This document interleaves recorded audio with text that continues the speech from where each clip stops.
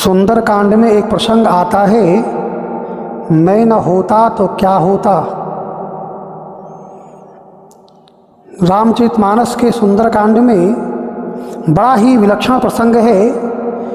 जीव अपने अभिमान से कैसे मुक्त हो, क्योंकि जीव जब तक अपने अभिमान से मुक्त नहीं होगा तब तक वह भगवान के श्री चरणों में प्रेम प्राप्त नहीं कर पाएगा। तो भगवान के चरणों में प्रेम हो, इसको प्राप्त करने के लिए व्यक्ति को अपने कर्तृत्वपन का अभिमान छोड़ना पड़ेगा। और जीव जब अपने अभिमान का परित्याग कर देता है, तब जब उसका अभिमान अहंकार छूट जाता है, तब उस जीव का भगवान के प्रति प्रेम प्राप्त हो जाता है। इसी प्रसंग को सुंदरकांड में दर्शा रहे हैं गोस्वामी बाबा। उस प्रसंग का बड़ा ही सुंदर चित्रण प्रस्तुत कर रहे हैं सुंदरकांड में।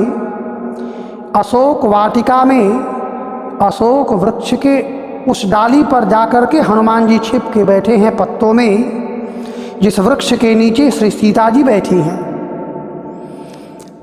तुलसीदास जी के शब्दों में, तेहि अवसर रावण तहाँ आवा, संघ नारी बहु किए बनावा। मंदोदरी आदि अपनी समस्त रानियों को लेकर के रावण अशोक वृक्ष के नीचे जहाँ सीता जी बैठी हैं वहीं पहुँच जाता है। अशोक वृक्ष के ऊपर हनुमान जी हैं, नीचे सीता जी हैं, सन्मुख रावण अपनी समस्त रानियों के साथ उपस्थित हो गया। बड़ा ही सुंदर चित्रण या बड़ा ही सुंदर दृश्य गोस्वामी तुलसीदास जी समाज को उपदेश के माध्यम से दिखा रहे हैं, समझा रहे हैं कि हम न होते तो क्या होता। इस दृश्य को देख करके आप समझें, रावण सीता जी को समझा रहा है, प्रलोभन दे रहा है, लोभ दे रहा है कि देवी आप मेरी बात माने। तो सीता जी ने पूछा कि आपकी बात मानूंगी, क्यों मानूं? रावण कह रहा है कि आप अगर मेरी बात मान लोगी तो मंदोदरी आदि समस्त रानियों को मैं आपकी दासी बना दूंगा और इस लंका के राज सिंहासन पर आपका अधिकार दे दूंगा, आपका राज्य स्थापित कर दूंगा। और मंदोदरी आदि समस्त रानियों को संपूर्ण गहनों से सुसज्जित करके रावण ले जा रहा है। मानो रावण यह दिखाना चाहता है कि मैं नारी का बड़ा सम्मान करता हूँ। आप विचार करें, अगर सीता जी रावण के प्रलोभन को स्वीकार कर लेती हैं तो सबसे बड़ा अगर किसी का नुकसान होगा तो मंदोदरी का होगा। जो मंदोदरी रावण के साथ सिंहासन पर बैठ के संपूर्ण लंका पर महारानी की प्रतिष्ठा को सुशोभित कर रही है, वही मंदोदरी सीता जी की दासी हो जाएगी। सीता जी रावण को डांटती हुए कहती हैं कि तुम्हारी संपत्ति, तुम्हारे साम्राज्य की मुझे आवश्यकता नहीं है। क्या करूंगी यह संपत्ति लेकर के? मैं अपने धर्म का निर्वहन करूंगी। आज रावण को समझा रही हैं कि तुम्हारे इस लंका के संपत्ति की कोई आवश्यकता नहीं है। रावण को अपमान महसूस होता है। रावण कृपाण निकालता है और कृपाण निकाल करके सीता जी के वध के लिए जैसे ही आगे बढ़ता है, आप विचार करें, इस दृश्य को हनुमान जी महाराज अशोक वृक्ष से देख रहे हैं। हनुमान जी कौन है? ज्ञानी नाम अग्रगण्यम, 8 गुण है। सकल गुण निधानम वानराणामुधीशम, 8 उपाधियों में एक उपाधि है अतुलित बलधामम। हनुमान जी महाराज बड़े बलवान हैं। इतने बड़े बलवान हनुमान जी के सन्मुख उनकी माँ सीता का अपमान रावण के द्वारा हो रहा है। एक क्षण के लिए मन में यह भाव आया कि रावण को वरदान है कि यह बानर और मनुष्य के हाथ से मरेगा, मैं बानर के रूप में आया हूँ तो छलांग लगा करके रावण का वध कर दूँ। हनुमान जी विचार ही कर रहे थे कि वृक्ष से छलांग लगा करके मैं रावण का वध करूं, तब तक मंदोदरी ने रावण के हाथ पकड़ लिए और कहा, स्वामी यह नीति के विरुद्ध है। अकेली स्त्री पर शस्त्र का प्रहार करना यह सर्वथा अधर्म है।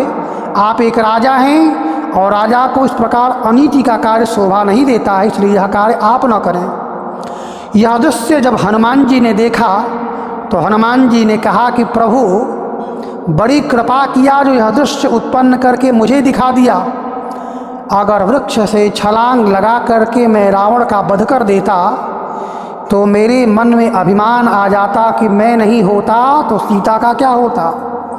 इस दृश्य को दिखा करके आपने समाज में इस बात को चरितार्थ कर दिया, इस बात की स्थापना कर दी कि आप अपना काम जिससे करवाना चाहते हैं उससे करवा ही लेते हैं, चाहे वह आपका सेवक हो अथवा आपके शत्रु की पत्नी हो। तो कर्तृत्वपन का अभिमान छोड़ करके मैं न होता तो क्या होता, इससे जीव जब मुक्त होगा तब भगवान के श्री चरणों में उसका प्रेम होगा।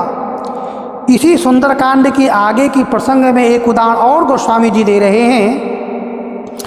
त्रिजटा सीता जी को अपना स्वप्न सुना रही है और त्रिजटा कह रही हैं सीता जी से कि मैया रात को मैंने स्वप्न देखा, सपने बानर लंका जारी।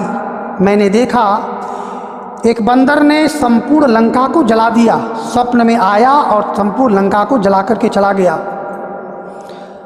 त्रिजटा जी कहती हैं कि यह स्वप्न निश्चित ही, यह मैंने जो स्वप्न देखा वह सुबह का स्वप्न है और प्रायः प्रातः काल का स्वप्न निश्चित ही सत्य होता है। एक बंदर आएगा और लंका को जला के चला जाएगा। हनुमान जी सोच रहे हैं कि मैं आया हूँ सीता जी का शोध कार्य करके श्री राम जी तक उनका संदेश पहुँचाने के लिए, और नीचे त्रिजटा कह रही है कि बानर लंका जला के चला गया। तो मैं लंका को कैसे जलाऊंगा, क्योंकि न तो मेरे पास लंका जलाने का आदेश है और ना ही लंका को जलाने की संपूर्ण सामग्री मेरे पास है। मैं लंका को कैसे जलाऊंगा, ऐसा विचार ही कह रहे थे, ऐसा विचार ही कर रहे थे। आज मैया से हनुमान जी की मुलाकात होती है और जब हनुमान जी अपनी मैया सीता से मिलते हैं तो कहते हैं कि माता मुझे बहुत भूख लगाई है, क्योंकि उस पार से इस पार तक आने में जो भी मिला वो खाने वाला ही मिला, आज तक कोई खिलाने वाला नहीं मिला। तो मैया तुम्हारा दर्शन करके मैं तृप्त हो गया, आपका आदेश हो तो कुछ खा पी लूँ। मैया के आदेश से जाते हैं हनुमान जी खाने के लिए।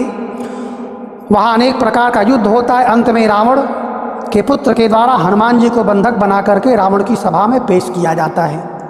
आश्चर्य इस बात की है, रावण के पुत्र का वध करते हैं हनुमान जी। रावण के मन में इस बात का क्षोभ है कि मेरे बेटे अक्षय कुमार को मारा है, इसे मैं इसे मृत्युदंड दूंगा।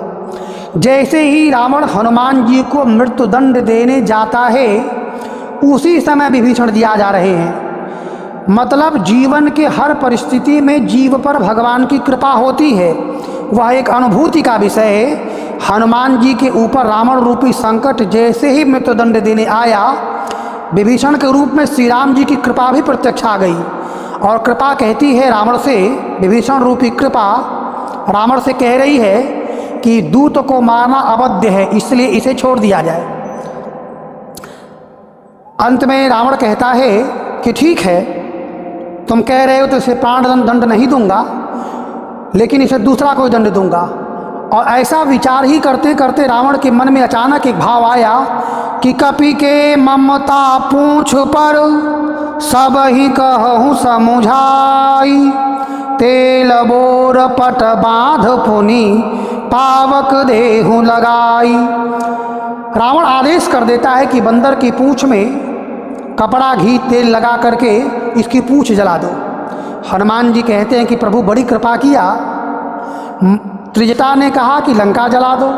मैं सोच रहा था कि लंका कैसे जलेगा, आपने कृपा करके रावण की बुद्धि फेर करके रावण के द्वारा ही कपड़ा घी और तेल की व्यवस्था कर दी, और रावण के कपड़ा और घी तेल से ही मैं रावण की लंका जला करके त्रिजटा के स्वप्न को निश्चित ही पूरा करूंगा।